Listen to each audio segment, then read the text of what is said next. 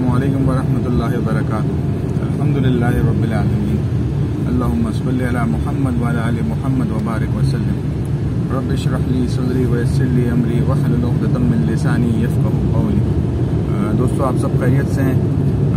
आज एक ऐसी टेक्निक या ऐसी टिप जो है ना, मैं इंशाल्लाह आपको बताने जा रहा हूँ, जिससे कि ना सिर्फ आपको कारोबार के अंदर बहुत ज़्यादा कामयाबियाँ मिलेंगी, इंशाल्लाह बरकतें मिलेंगी, बल्कि ज़िंदगी भी आपकी ज़िंदगी के अंदर भी बरकतें आ जाएंगी। अच्छा, आपने मेरी पिछली वीडियोस में देखा होगा कि मैं कभी डार्क चश्मे ग्लासेस नहीं लगाता था, लेकिन मुझे कुछ दिनों पहले आंखों का इन्फेक्शन हो गया था और बहुत ज़्यादा बढ़ गया था, जिसकी वजह से धूप या रोशनी बर्दाश्त नहीं होती थी।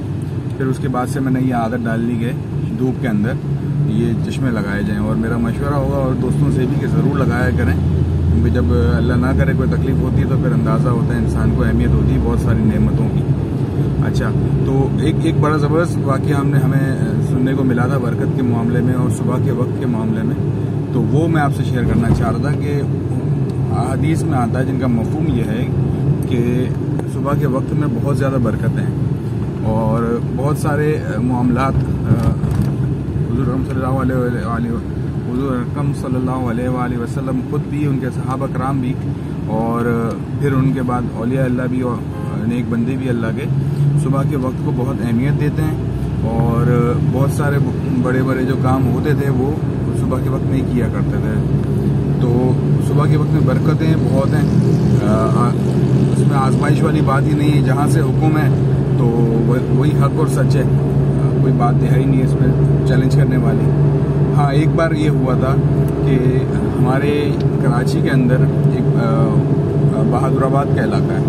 अच्छा, बहादुराबाद के इलाके का मामला ये है कि वहाँ पे घर वगैरह बहुत ज़्यादा महंगे हैं, तो नेचुरली वहाँ अमीर लोग रहते हैं, बहुत ज़्यादा पैसे वाले लोग रहते हैं। अच्छा, वहीं एक मदरसा भी है, वहाँ कुछ उलमाए किराम हैं।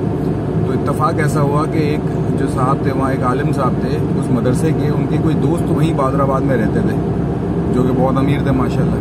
तो उन्होंने 2-3 बार उनसे कहा था कि यार मेरे घर आके नाश्ता कर लिया करो, इतवार को तुम साथ बैठेंगे, छुट्टी वाला दिन होता है। तो वो आलिम साहब जो है, एक दिन उन्होंने कहा कि चले जाते हैं, तो उन्होंने अपने एक शागिर्द को अपने साथ लिया और उनके घर चले गए। अच्छा, उन्होंने पूछा भाई कितने बजे तक आए? उन्होंने कहा यार 11 बजे तक आ जाना, मैं 11 तक उठता हूँ और आप आ जाना। तो खैर वो अपने शागिर्द को लेके 11 बजे तक चले गए। अच्छा, वहाँ गए तो माशाल्लाह हलवा पूरी, मुख्तलिफ़ किस्म के जूसेस और लस्सी भी है और पराठे भी हैं, चने भी हैं। तो उन शागिर्द ने उन आलिम साहब से पूछा कि हमने तो सुना है कि सुबह के वक्त में बरकत है और बहुत सारे बहुत अच्छे मामलात हैं, हम तो माशाल्लाह हमारी तो फजर नहीं मिस होती कभी, हम तो सुबह के बाद फजर के बाद सोते भी नहीं हैं, और हम एक नॉर्मल ज़िंदगी गुजारते हैं और हमारे पास नॉर्मल पैसा है, स्टूडेंट हैं, ज़ाहिर सी बात है। लेकिन ये जो माशाल्लाह ये तो 10 बजे 11 बजे उठते हैं, कभी फजर पढ़ते हैं, कभी नहीं भी पढ़ते हैं, तो इनकी ज़िंदगी में बरकतें कैसे हैं? तो उन्होंने कहा थोड़ी देर रुको, आप देखो आगे क्या होता है। तो जब नाश्ता इन्होंने करना शुरू किया तो उन जो अमीर साहब थे, जो वहाँ के अमीर से मुराद जो जिनके पास पैसा था उस लिहाज से अमीर कह रहा हूँ, उन्होंने कहा कि आप लोग नाश्ता करें, मेरा नाश्ता अलग आएगा। अब वो नाश्ता क्या आया, वो समझ लें कि एक प्याला था चाय का, वो भी आधा, वो आधा प्याला जो है उसके अंदर कोई जूस था। तो उन्होंने कहा ये मेरा नाश्ता है।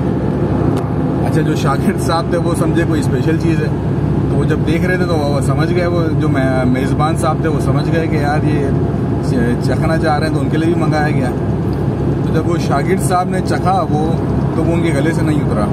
वो दरअसल था ग्रेप फ्रूट का जूस, जो कि डायबिटीज़ के और ब्लड प्रेशर के मरीज़ों के लिए बहुत अच्छा होता है। तो फिर जो मेज़बान साहब थे उन्होंने बताया कि कोई 15 या 20 साल से मेरा नाश्ता सिर्फ यही है, ये कड़वा जूस जो है, इसके अलावा मुझे डॉक्टरों ने हर चीज़ खाने पीने से मना किया है। अब आप अंदाज़ा लगाएं। और जो शागिर्द साहब थे और जो आलिम साहब थे उन्होंने माशाल्लाह मंड के खाया, हलवा पूरी भी खाई, चने पराठे भी खाए, सब कुछ खाया। तो कहने का मकसद ये है कि ज़िंदगी में बहुत पैसा, बहुत ज़्यादा अयाशियाँ हों, लेकिन दर हकीकत बरकत ना हो तो फिर वो पैसा, वो मामलात किसी काम के नहीं है। हाँ, अल्लाह करे वो आपके पास पैसा भी हो और आप बरकतों के हामिल भी हो जाएं, बरकतें भी मिल जाएं, तो फिर तो क्या ही कहना है। तो جو عالم صاحب تھے وہ جو اسٹوڈنٹ تھے وہ ان کی اپنی ایک لائف تھی. عالم صاحب ماشاءاللہ وہ بھی بہت پیسے والے ہیں, ایسی بات نہیں ہے. اسٹوڈنٹ ظاہر سی بات ہے شاگرد جب ہوتا ہے تو وہ اس وقت کچھ کما نہیں رہا ہوتا, یا تو گھر والوں کے خرچے پہ ہوتا ہے یا مدارس کے خرچے پہ ہوتا ہے, تو ان کے معاملات الگ ہوتے ہیں. لیکن آل ان آل کہنے کی بات یہ ہے, جو اصل بات ہے وہ یہ ہے کہ جب ہم کاروبار میں کامیابی کی بات کرتے ہیں تو دو طرح کی چیزیں کرنی پڑتی ہیں. ایک ہوتی ہے جو ظاہری اسباب ہوتے ہیں. وہ ظاہری اسباب کیا ہیں کہ آپ نے پیسہ لگایا, محنت کی, کام کیا. دوسرے اسباب ہوتے ہیں دعا کے اور حق تعالیٰ پہ یقین کے, اور ان راستوں کو اختیار کرنا جو کہ حضور اکرم صلی اللہ علیہ وآلہ وسلم یا صحابہ کرام رضی اللہ عنہم نے ہمیں بتائے ہیں عملی طور پہ کر کے, یا پھر احادیث اور روایات کے ذریعے. تو یہ ایک طریقہ ہے صبح کے وقت جلدی اٹھنا. آپ ایک کمپیریزن کر لیں نا, پاکستان کے اندر عام طور پہ کاروباری بندہ کتنے بجے اٹھتا ہے, مارکیٹیں کتنے بجے کھلتی ہیں, اور جو دوسرے ممالک ہیں امریکہ ہو گیا, یو کے ہو گیا, وہاں پہ کتنے بجے کھلتی ہیں مارکیٹیں, دکانیں, کاروبار کتنے بجے شروع ہوتے ہیں. اور کاروباری لحاظ سے ہم یہ سمجھتے ہیں ان کے معاملات میں برکت نہیں ہوگی, وہ تو ہمیں پتہ ہے, لیکن کاروباری لحاظ سے ظاہری معاملات سے, مالی اسباب سے وہ بہت زیادہ ہم سے آگے ہیں, اور اسی مال کو استعمال کرتے ہوئے وہ دنیا پہ ظاہر سی بات ہے اپنا حکم بھی چلاتے ہیں. ابھی آج کل پاکستان کا IMF کا جو ڈنڈا چل رہا ہے, جو مہنگائی ہو رہی ہے, وہ ساری وجوہات یہی ہیں نا.